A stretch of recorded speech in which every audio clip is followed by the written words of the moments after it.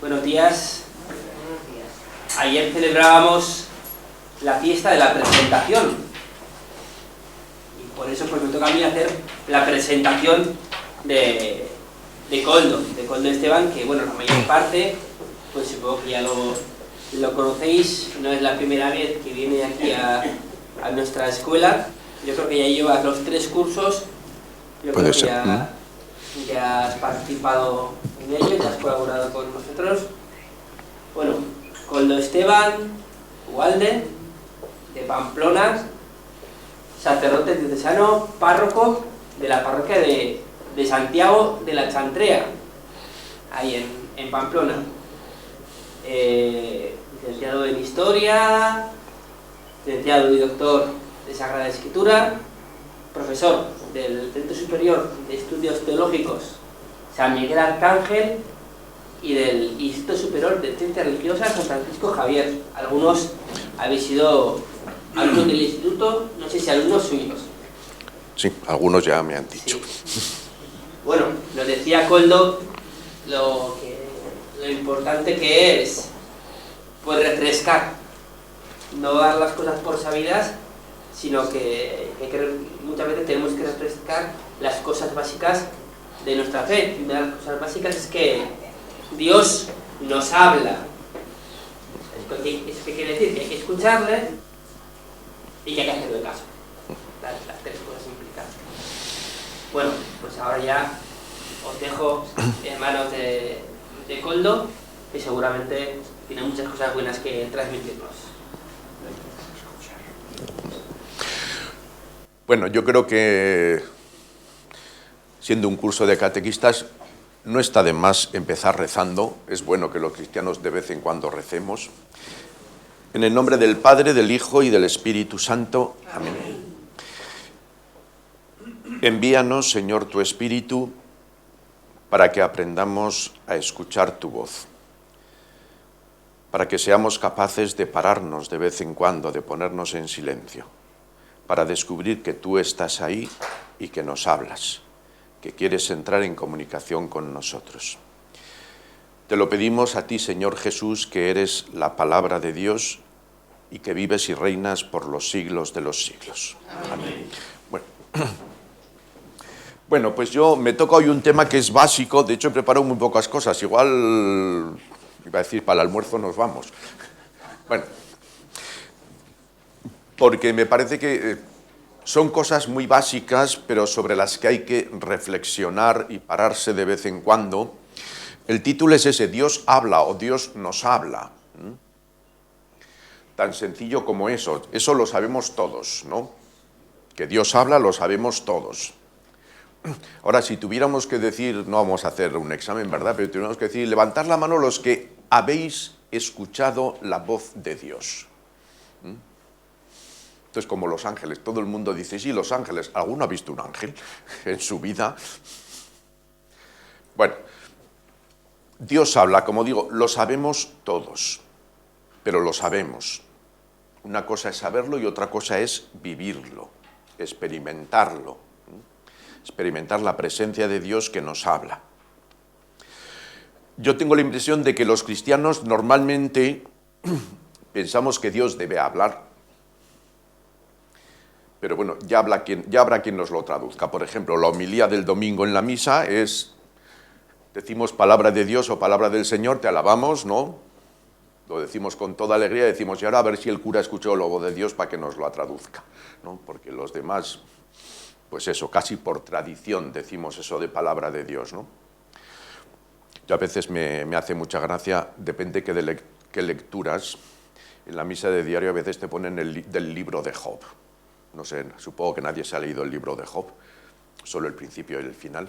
No, de Job es, el Señor me lo dio, el Señor me lo quitó, bendito sea el nombre del Señor, ¿no? Y otros 40 capítulos donde se hace una reflexión sobre el mal y el sufrimiento impresionante, ¿no? Y en esa reflexión, el santo Job, hay momentos en que dice, ojalá a mi madre le hubieran dicho, has tenido un aborto. Ojalá nada más nacer me hubieran enterrado porque no merece la pena vivir así. Eso se lee en misa, estamos todo el mundo allá y dice, palabra de Dios, te alabamos, Señor. Te alabamos, ¿por qué? Un señor diciendo que hubiera preferido nacer como un aborto que vivir. Claro, lo decimos con mucha alegría, pero tendríamos que decir, ¿y por qué la Iglesia nos lo presenta como palabra de Dios? Una burrada como esta, ¿no? Cuando toquéis, estéis atentos, cuando oigáis el libro de Job, a ver qué dice Job, que suele decir unas burradas. Bueno, es palabra de Dios, ¿eh? No lo niego. Lo que no sé si nos enteramos de que Dios habla de maneras muy curiosas, ¿no? Bueno, pues eso, normalmente yo creo que nosotros cuando decimos la palabra de Dios, ¿cuándo nos habla? Pues en la Eucaristía del domingo, y más que a través de la lectura, a través de la homilía, ¿no? Si uno pregunta a otro, bueno, los que vayan a misa, ¿no? ¿Qué tal ha estado la misa? Normalmente respondemos según ha estado la homilía, ¿no? Lo que ha durado. Empezamos bien. Sí. Pero normalmente nadie te dice, he vivido la consagración como nunca. La consagración es como siempre. No es como nunca, es como siempre, ¿no? Siempre igual. Bueno, pues yo hoy os quería hablar de esto, que caigamos un poco en la cuenta de este Dios que habla y que por lo tanto pide un ser humano a la escucha. Pide un ser humano a la escucha. Esto además tiene mucha actualidad porque hoy no escuchamos. Oímos muchas cosas. Una cosa es oír y otra cosa es escuchar, ¿no? Oír es todo lo que nos echan. Pues ahora pues, con internet nos enteramos de un terremoto en Malasia a los 10 minutos, ¿no? O sea, las noticias nos bombardean, pero no dejamos que posen ni que calen, ¿no? Llegan unas noticias y luego pasamos a otras. Ya prácticamente no se habla de Gaza. Además, de repente, ¿no? Llevábamos en los periódicos que Gaza era la portada, ha sido durante meses y meses y meses, y de repente un día ya dejó de ser la portada. Lo cual no quiere decir que se haya acabado el problema, pero de repente es decir, dejamos que otros nos digan lo que tenemos que oír y a ser posible escuchar muy poco. Bueno, como introducción también una cuestión que a mí me parece que también tiene mucha actualidad. Nosotros somos los católicos, los cristianos católicos, somos hombres y mujeres de la palabra. Nos distinguimos, por ejemplo, los musulmanes dicen que somos judíos, cristianos y musulmanes, somos la religión del libro, ¿no? Dicen ellos, porque ellos también la Biblia la aceptan. Bueno, el Corán es lo fundamental, pero la Biblia también les parece que... Bueno, no somos la religión del libro, al menos como lo dicen ellos. Para ellos, Dios le dictó a Mahoma el Corán.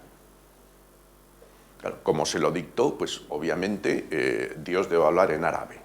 Y de hecho los musulmanes más ortodoxos aprenden árabe para poder leer el Corán. Incluso muchos de ellos dicen que no se puede traducir a lenguas porque Dios habla en árabe, ¿no?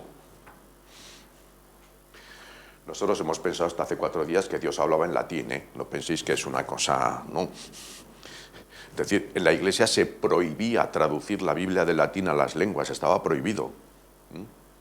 Fray Luis de León creo que estuvo en la cárcel por traducir un libro al castellano, un libro de la Biblia. Fray Luis de León era, ¿no? Parece que sí. Es decir, que también hemos hecho cosas de esas, de pensar que la cosa es automática. Dios dicta a un señor que está en trance y lo pone por escrito. Y como se dicta y se pone por escrito, nada puede cambiarse, ¿no? Ni siquiera la lengua. Ellos son la religión del libro.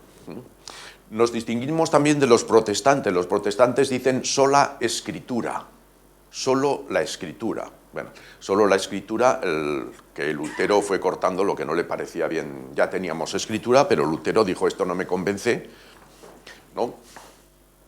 Lo quito, que nos hace mucha gracia, pero también lo hacemos nosotros, ¿no? Llegamos a catequesis, vamos a leer la parábola del hijo pródigo. Y dice uno, vamos a quitar al hijo mayor que no pinta nada, ¿no? Y nos alarga la...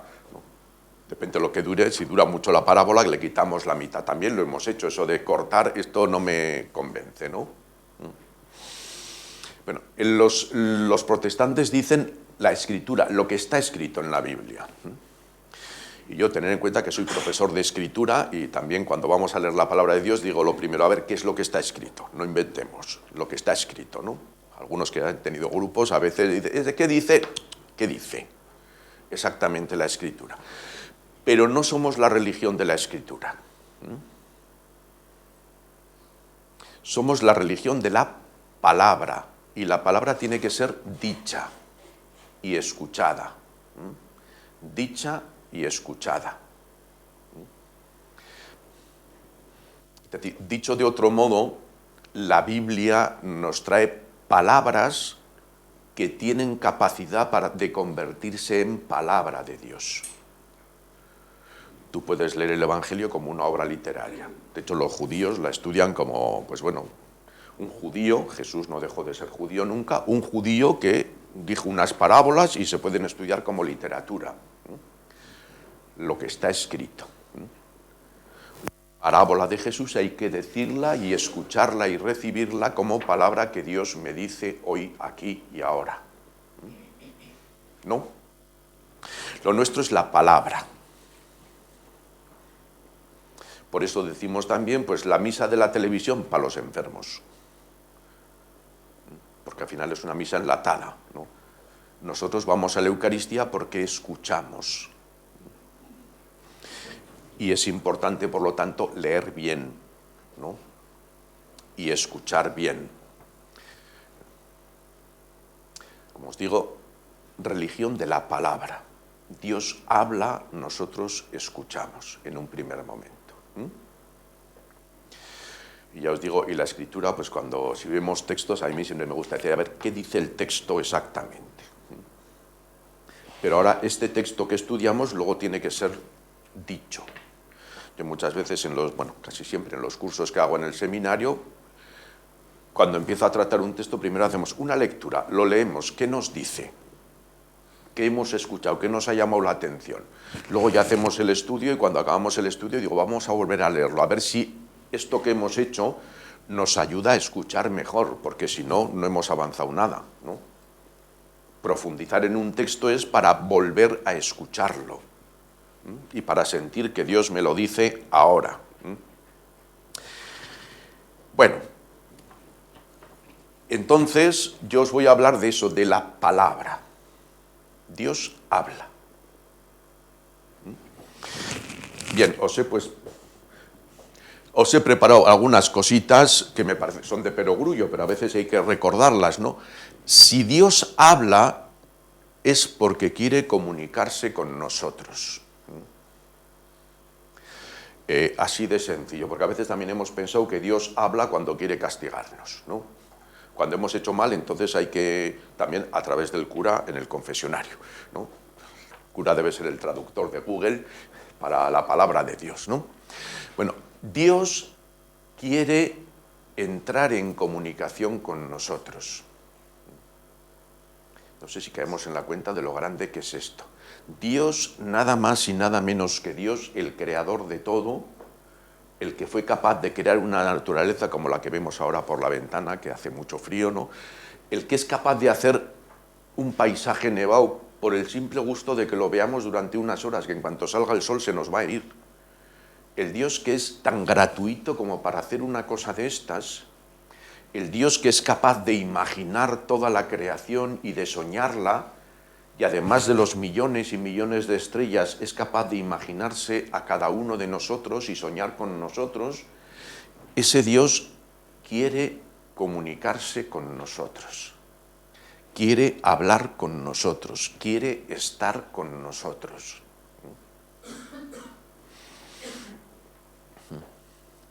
Eso contrasta con nuestra fe muchas veces, ¿no? Yo pregunto a la gente, pero tú rezas cuando necesito. Cuando necesito yo. Es como si dices, tú hablas con tu marido o con tu mujer cuando necesito. Vas a ver a los abuelos cuando necesito lo paga. ¿No? Es decir, Eso estamos diciendo, ¿no? Nos parece que es... ¿Y cuándo Dios nos necesita?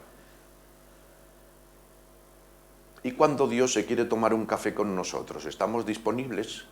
¿O es solo cuando yo necesito? ¿No? Bueno, Dios quiere comunicarse con nosotros. El segundo relato de la creación, en el capítulo... el segundo. En el capítulo 3 del Génesis nos dicen que Dios todas las tardes, literalmente dice, a la hora de la brisa, a la hora del viento, acabadas las tareas del día, todos los días Dios bajaba al paraíso para pasearse con Adán y Eva. ¿Para qué? Para nada, como los mejores momentos, ¿no? ¿Quedamos para tomar un café? Sí, voy a tomar un café con una amiga. ¿Para qué? Para nada, para estar, ¿no? Tenemos una oración en la iglesia que es contemplativa, que es de las mejores y de las que no usamos nunca. Porque como voy a la oración cuando necesito, pues ya tengo mis objetivos, mis cosas claras, ¿no? Con Dios. Dios bajaba todas las tardes en el paraíso a pasearse con Adán y Eva. Oraciones que no acabamos, oración paseo. ¿La veis? Seguro, no sé si la veis. A mí me encanta, ¿eh? Yo rezo mucho en la naturaleza paseando. Es decir, me encanta ir caminando, ir sintiendo cómo mi pie pega en el suelo y cómo los músculos se activan para dar el siguiente paso y cómo las hojas me rozan.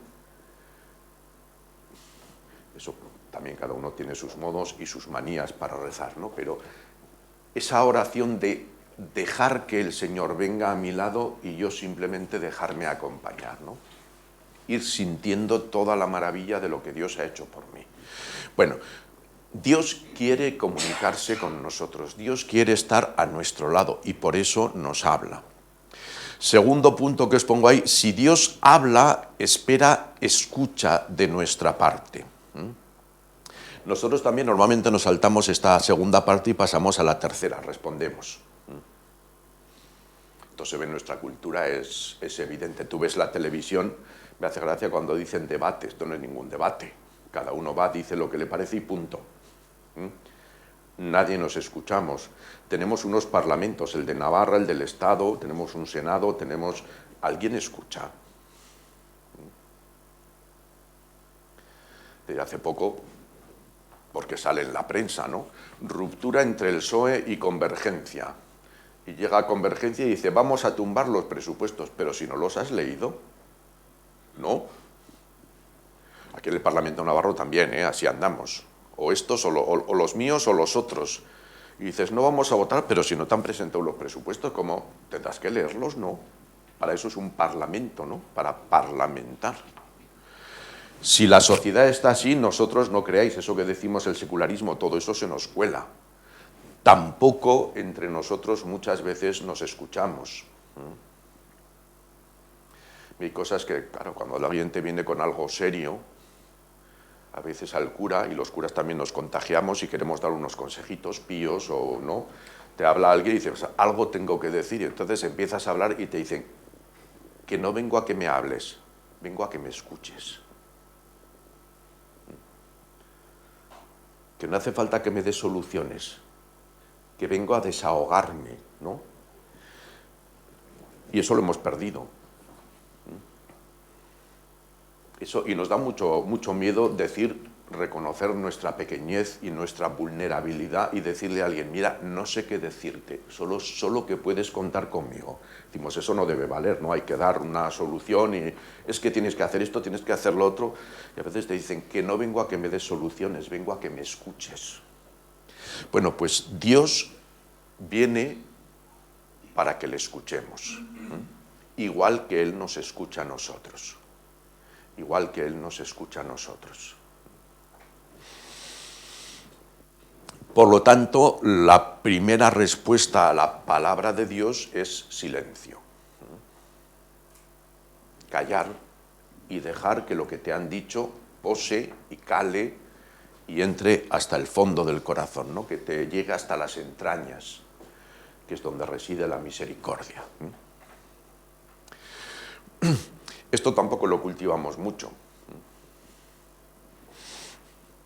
Yo tengo la costumbre, cuando acabo la homilía, pues me siento un ratito. O cuando después de la comunión me siento un ratito. O qué sé yo. Cuando digo oremos, hago como 10 segundos de silencio. Porque oremos, no sé si os habéis fijado, es primera persona del plural. No es que el cura tiene que rezar, sino que rezamos todos, ¿no? Bueno, pero yo entiendo, la gente ya se acostumbra, pero las primeras veces te llevan a una parroquia nueva, te sientas después de la homilía y la gente mira como diciendo, ¿qué pasa? ¿Qué pasa, que no te sabes el credo, o qué? ¿No?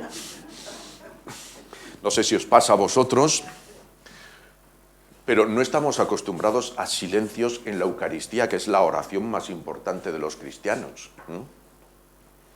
Y todo el mundo espera la homilía a ver qué dice el cura. Pero muchas veces entran ganas de decir, hagamos silencio y que resuene la Escritura en nosotros. La gente diría, pues ¿para qué te pagamos? ¿No? Haz tu trabajo, que para eso estás. Pero el silencio es importante. Como dicen los músicos, yo tengo una oreja para un lado y otro para otro, ¿verdad? Pero como dicen los músicos, el silencio vale lo mismo que el sonido, ¿no? En una partitura, si te comes el silencio, te has cargado la partitura, ¿no? Si te han puesto un silencio, es porque hay un silencio. Bueno, bien. Por lo tanto, Dios quiere comunicarse con nosotros y está dispuesto siempre a comunicarse con nosotros y espera en un primer momento que escuchemos y por lo tanto nos hace falta el silencio. Después, obviamente, también espera una respuesta. En los cristianos y los judíos tenemos la misma respuesta. Hay dos, que no pueden ir una sin la otra. Una es responder directamente a Dios, que es con la liturgia y la oración. La respuesta fundamental para nosotros es la Eucaristía, ¿no? Pero hay otros momentos de oración, o los laudes, hay otros reglados y otros que podemos buscarnos, una oración paseo. Hay muchas oraciones que se nos escapan. En el libro del Génesis, en Génesis 18, hay una oración que a mí me parece genial, que es una oración de regateo. Es igual, sí que la sabemos hacer cuando es para mí. Cuando es para mí, regateamos, ¿no? Pero ahí Abraham regatea para salvar a Sodoma y Gomorra. ¿Y si hubiera 50 justos? ¿Matarías a los 50 justos con los injustos? Dice Dios, bueno, en honor a los 50, ¿y si hubiera 40? ¿Y si hubiera 20? ¿Y si hubiera 10? Ahí llega, yo creo que Abraham dice, ya no puedo regatear más, que me va a mandar el Señor a freír churros, ¿no? Pero una oración de regateo por los demás. Para nosotros sí que hacemos. Nosotros vamos con el fariseo, soy malo, pero no para tanto. Hay otros, yo por lo menos voy a misa, ¿no? Bueno, nosotros tenemos, la primera es una respuesta a Dios. En la Eucaristía la fundamental, otros tipos de oración que podamos hacer, pero hay una segunda respuesta, que es el amor a los hermanos. Las dos tienen que ir juntas, pero juntas, no a la vez.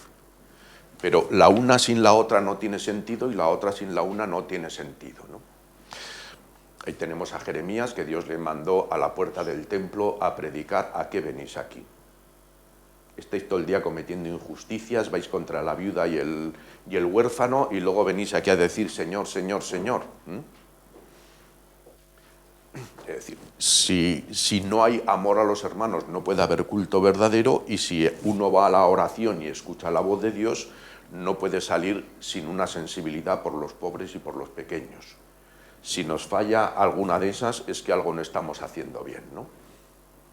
Ya os digo, desde Jeremías, siglo VI antes de Cristo, ya empiezan estos problemas. Nosotros lo hemos hecho en la Iglesia también muchas veces. Nosotros lo hemos hecho en la Iglesia muchas veces. Yo recuerdo cuando era joven nos distinguíamos en la Iglesia entre carcas y progres.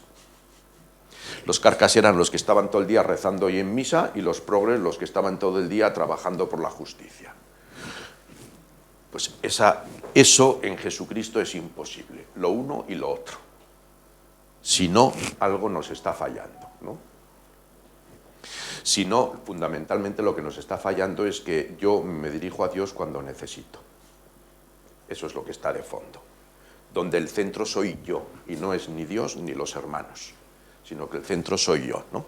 Bueno, Dios espera pues una respuesta en la liturgia, en la oración y en la vida. Y no se pueden separar. Y de hecho es un criterio de discernimiento. Si la oración no me lleva a estar abierto a las necesidades de mis hermanos, algo está fallando. Si estoy muy centrado en los hermanos, pero eso no me lleva a Dios, algo nos está fallando. Las dos cosas serán muy buenas, pero no son cristianas. Bueno, otra cosa que os pongo ahí, la estructura de la comunicación, esto es lengua de primero de bachiller de antes, ahora será tercero de la ESO, ¿no? No sé qué es lo que dan ahora en tercero de la ESO, pero por ahí, la comunicación, tenemos un emisor, un mensaje y un receptor, ¿no? Las tres cosas son importantes. Muchas veces en la fe nos hemos fijado en el mensaje. No, la Biblia nos dice una serie de cosas, las cogemos, extraemos de ahí moral, o extraemos de ahí espiritualidad, o extraemos una serie de cosas. A veces en la catequesis cogemos el mensaje y entonces sacamos, ¿no? Teóricamente es lo que teníamos que hacer los curas en la homilía. Curiosamente, no sé por qué los curas en la homilía casi siempre hablamos de moral, posiblemente porque es lo más fácil. ¿Hay que hacer o no hay que hacer? Pero qué pocas veces, yo el primero, qué pocas veces leemos una lectura y decimos, ¿os habéis fijado qué imagen de Dios sale aquí? ¿Os habéis fijado cómo es Dios? Porque probablemente la gente dirá, bueno, Dios que sea como quiera, que para eso es Dios, pero tú dime a mí cómo tengo que actuar esta semana, ¿no? También estamos esperando muchas veces moral, que es importante, pero no todo. Es importante quién es el emisor.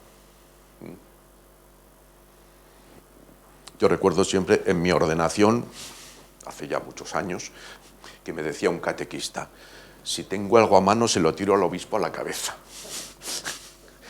Porque hicieron una monición cuando prepararon la celebración en mi parroquia, entonces nos ordenábamos cada uno en su parroquia, ¿no? Había un criterio que era, pues ya que somos pocos curas, pues en la parroquia y así la gente también ¿no? Bueno, pues se prepara para las lecturas una monición a la lectura tan sencilla como vamos a escuchar la palabra de Dios. Es Dios mismo quien nos habla a cada uno. Escuchemos, ¿no? Entonces él me decía, fíjate, no había oído nunca una monición. Dije, ahí va, es verdad. Dios nos va a hablar. Y se sale el primero a leer y el obispo se pone a hablar con el que tenía al lado. Dice, o sea, me dejó impactada la monición sencilla, ¿no? Pero de repente dije, ahí va, qué bonito es esto. Dice, y el obispo, el primero que tenía que escuchar, se pone a hablar con el cura que tenía al lado. Dice, si tengo algo, si hubiera tenido el móvil igual se lo tira, como no había móviles entonces. Pero caemos en la cuenta, cuando decimos vamos a escuchar la palabra de Dios, que Dios quiere hablarnos, que Jesucristo quiere hacerse presente y quiere decirnos cosas. Caemos en la cuenta de quién nos quiere hablar.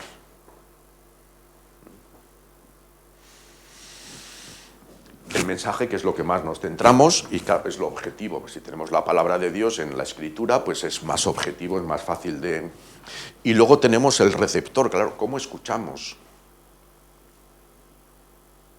Escuchamos. Porque hay veces también, claro, los que ya tenemos una cierta edad, ya hemos tenido miles de misas, ¿no? Cada 3 años se repite las mismas lecturas, ¿no? Pues bajaba un hombre de Jerusalén a Jericó y dice uno, el buen samaritano, ¿no? Bajaba un hombre de Jerusalén a Jericó y dice, no, y apago el fuego las lentejas. No, os pasa, ¿no?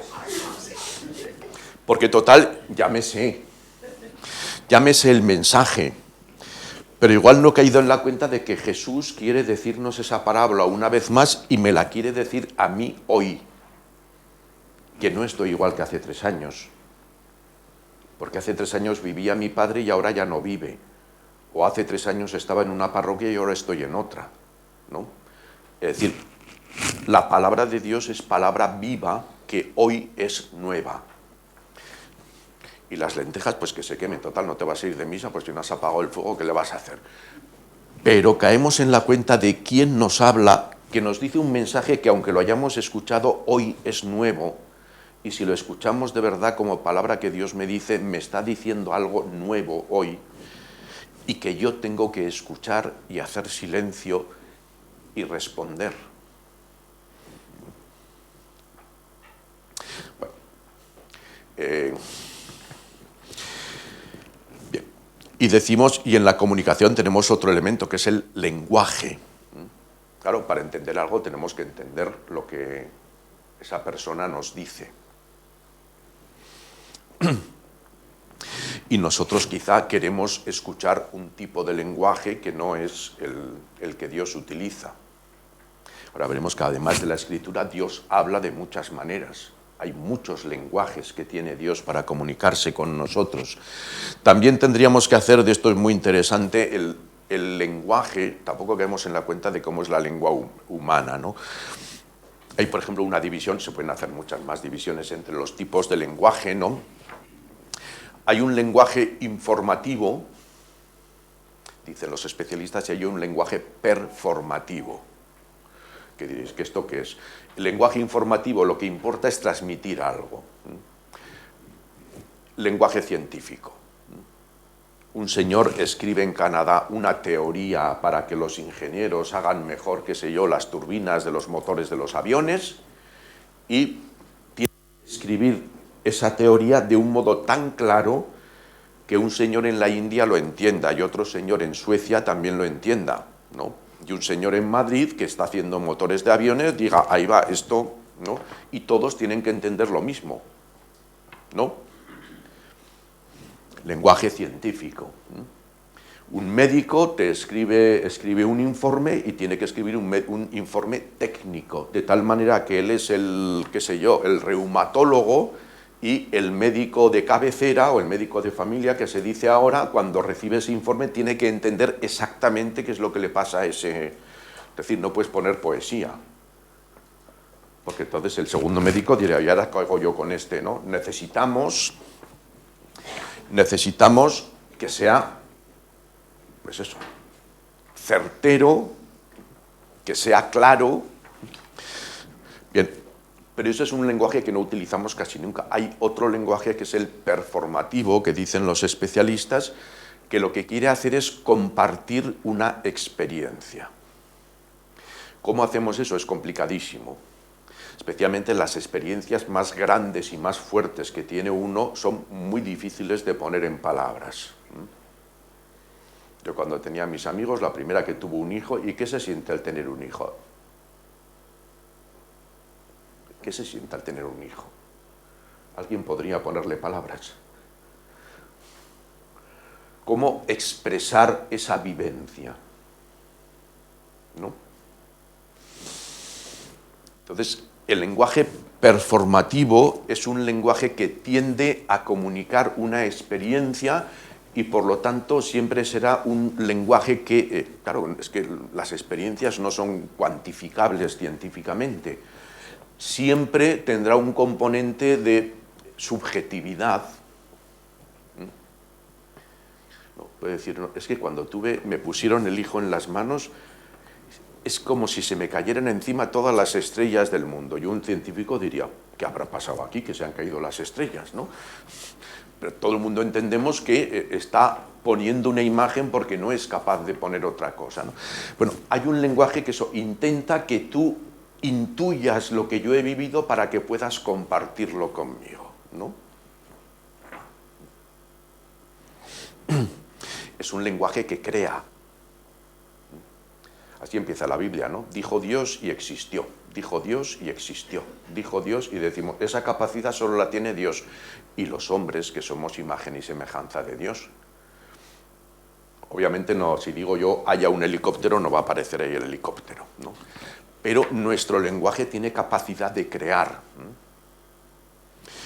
Y el ejemplo que me parece más es una madre hablando a su hijo de 2 meses, ¿no? La silletica y la madre que va por la calle y va diciendo una serie de cosas que si uno es objetivo es que no te entiende.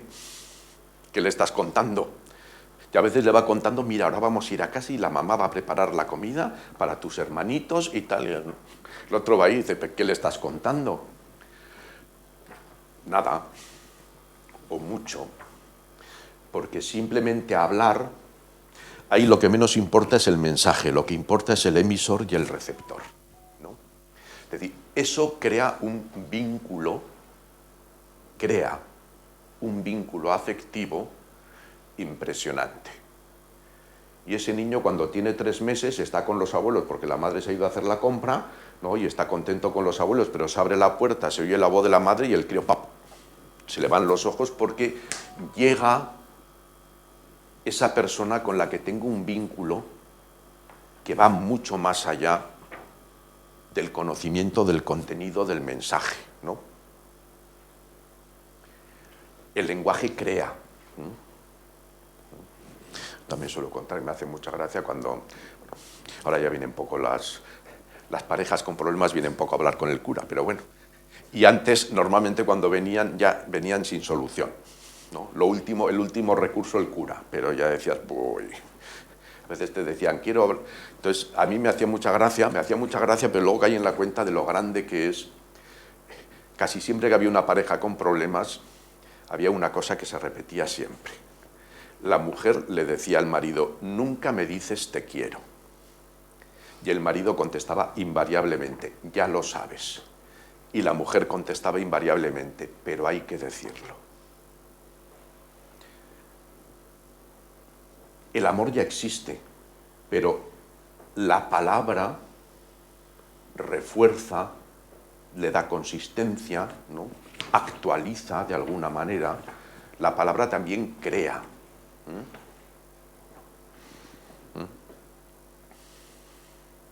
De hecho, la palabra es tan importante.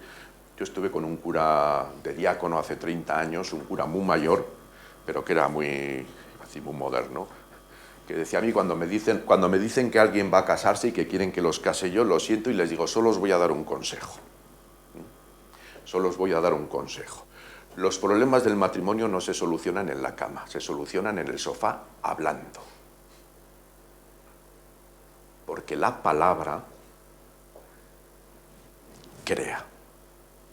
Y en eso somos también imagen de Dios. Y la palabra de Dios puede crear o recrear en nosotros muchas cosas, si le dejamos. Si nos quedamos solo en el mensaje, no. Pero si caemos en la cuenta de quién es el emisor, la palabra de Dios también es creadora de cosas nuevas. Bueno, este texto a mí me parece impresionante. La carta a los Hebreos es una carta muy rara dentro de la Biblia, pero el principio es impresionante. Versículos 1 al 4 del capítulo 1. En múltiples ocasiones y de muchas maneras habló Dios antiguamente a nuestros padres por los profetas, ¿no? En múltiples ocasiones y de muchas maneras. A veces no caemos también en la cuenta de esto. Dios está deseando entrar en comunicación con nosotros y habla de muchísimas maneras.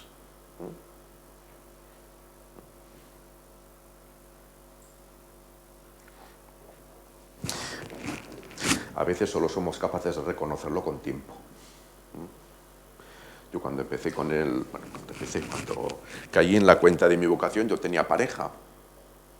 Y entonces fui a hablar con mi pareja de entonces y le dije, mira, me está pasando esto, estoy viviendo esto, es que esto es algo nuevo. Y me dijo, no, esto no es nuevo. Y me hizo un recorrido de mi historia. Claro, igual a veces tú no caes en la cuenta, pero los que están cercanos, me hizo un recorrido de mi historia diciendo, aquí estaba Dios, aquí estaba Dios, aquí estaba Dios, aquí estaba Dios.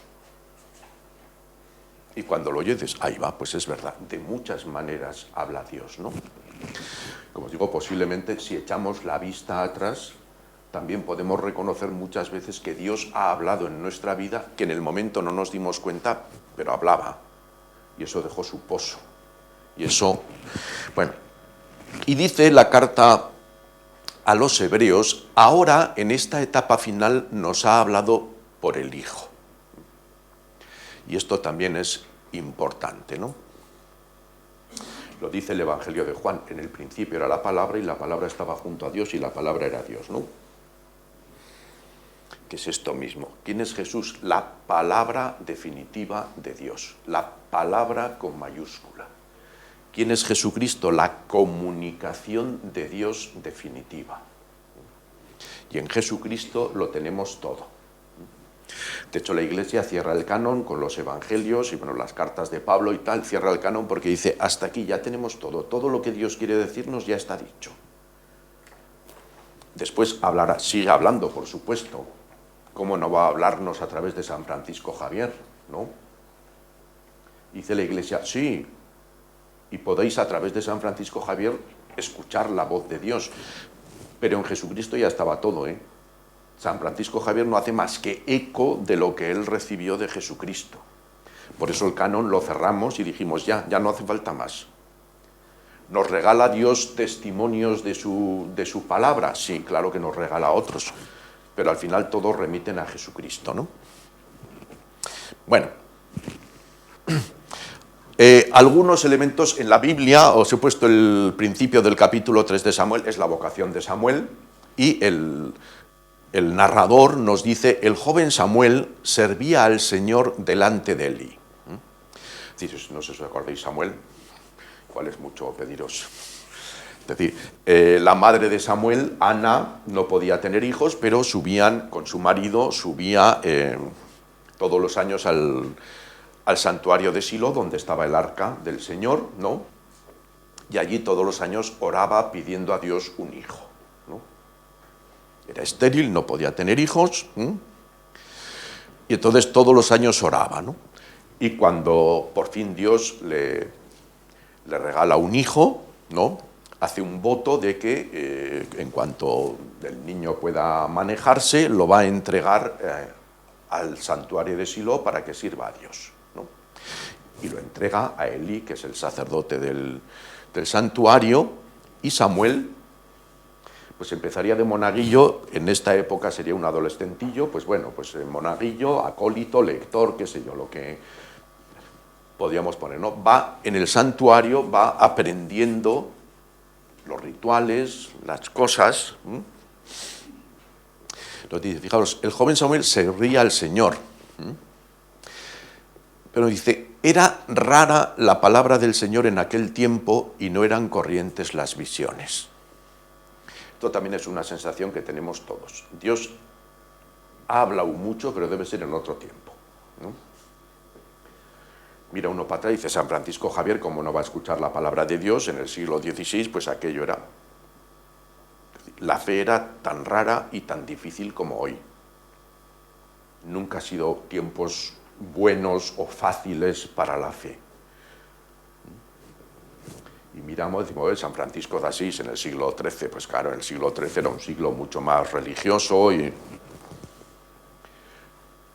para él escuchar la voz de Dios y responder a la voz de Dios era tan difícil como nos resulta hoy. Y siempre, en todas las épocas, nos ha parecido que en nuestra época Dios habla poco o no se le escucha. Otros tiempos siempre han sido mejores, ¿no?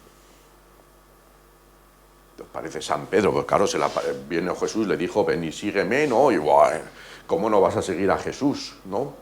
Si a mí se me apareciera Jesús, también le seguiría de cerca. Pues te habla todos los domingos en misa y no veo que le sigamos tan de cerca, ¿no? Es decir, siempre hemos tenido esta impresión. La voz de Dios o habla poco o es difícil de escuchar. Os pongo otro texto de cómo se puede escuchar la voz de Dios, ¿no? Después de estos sucesos, estamos en Génesis 15, Abraham recibió en una visión la palabra del Señor. Esto es muy curioso de la Biblia, o vio o escuchó, ¿no? Recibió una visión y luego nos dice la palabra del Señor. La palabra se puede ver, pero bueno, ellos aparecen mucho también en los profetas. He recibido una visión de Dios, así dice el Señor. Pues, ¿era una visión o eran palabras? Pues a veces es difícil. Bueno, Abraham, tenemos el mismo problema, no tenía hijos. Dios le había prometido una descendencia como las arenas de la playa. Y ya iba por los 80 años y no había manera de tener un hijo con uno, ¿no? Y entonces Dios le dice, no temas, Abraham, yo soy tu escudo y tu paga será abundante. aquí también es muy interesante, el contenido que a veces nos perdemos. Yo soy tu escudo y tu paga será abundante. Yo soy en presente quien te acompaña, quien te defiende, tu paga será abundante en el futuro. Para nosotros, yo estoy contigo, tú tira para adelante que ya verás. Y dices, ya, veré o no veré, ¿no? El futuro, ¿qué hacemos con él? Bueno, Abraham contesta, ¿de qué me sirven tus dones si soy estéril? Y Eliezer de Damasco será el amo de mi casa. Esto a mí me hace mucha gracia porque cuando estaba en Roma había gente que no entendía muy bien este texto. Yo creo que aquí se entiende, mi madre que es de Vera, ¿no? Contaba, ahora ya hemos cambiado los tiempos, ¿verdad? Pero en los caseríos, claro, heredaba en Vera por lo menos, heredaba el mayor, la herencia no se repartía, ¿no? Supongo que esta zona es parecida, heredaba el mayor, el segundo iba al seminario, el tercero se le ponía un camión, si ya había más había que ir buscando, ¿no? Hemos tenido montones de camioneros en nuestras... ¿no? La herencia era que los padres le compraban un camión al muchacho. Luego las muchachas había que colocarlas en otros caseríos, ¿no? Bueno, pero me decía mi madre, cuando en un caserío no había hijos, se iba alguien a trabajar con ellos y había uno que le llamaban el criado de casa. No sé si es la expresión... que vivía con la familia, era prácticamente un hijo e incluso si no había otros parientes heredaba, ¿no? El criado de casa, siempre me ha llamado la atención.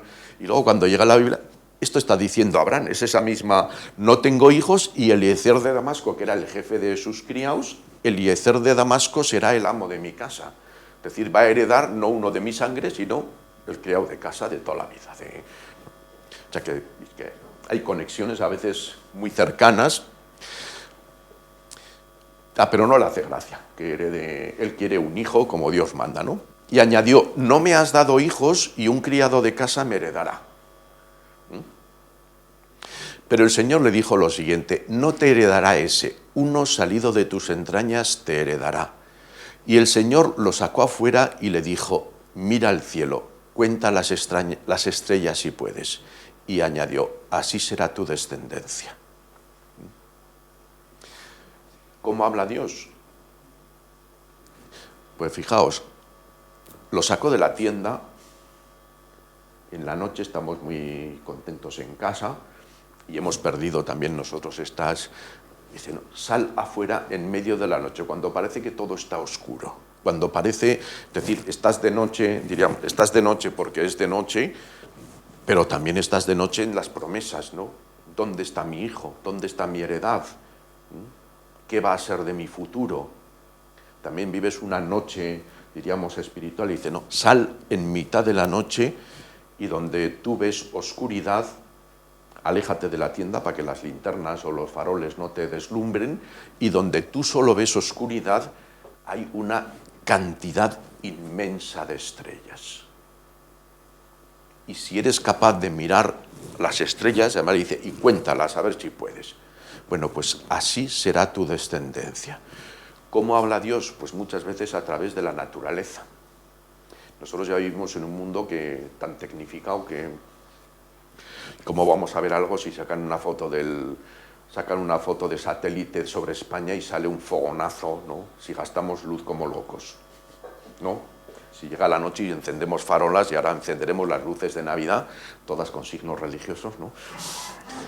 Ahora ya las luces de Navidad se han convertido en una finalidad en sí mismas.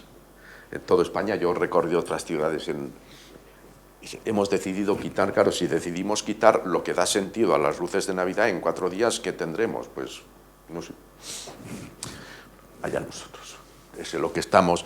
Pero bueno, es interesante, ¿cómo se oye la voz de Dios? Sal afuera, mira las estrellas, y ahí escucharás la voz de Dios. Una voz de Dios que te dice, así será tu descendencia. Y dice, Abraham creyó al Señor y se le apuntó como justicia. Estas son las frases que luego recogerá San Pablo. Va a recoger y dice, este es nuestro Padre en la fe. ¿Por qué? Porque creyó y eso se le computó como justicia, dice Pablo, ¿no? Hay muchas formas, la propia Biblia nos trae muchas formas de cómo escuchar la voz de Dios.